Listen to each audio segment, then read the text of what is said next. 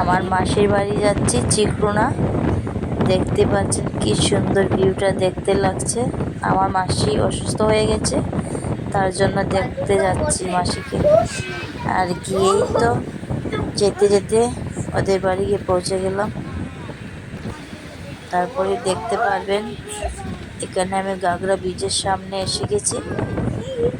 তারপরে তো মাসির ঘরে চলে গিয়েছি।